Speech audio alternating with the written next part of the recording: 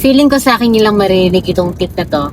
Pag ayaw mag-toothbrush ni baby, dapat kasi ma-excite mo na siyang mag-toothbrush. So, na-realize ko to na pwede kong ibigay na tip sa inyo to kasi magmula nung binili ko yung footstool para kay Gon, kasi gusto ko naka-footstool siya kapag nag-toothbrush or kapag naghuhugas siya ng kamay para abot niya at maging independent siya.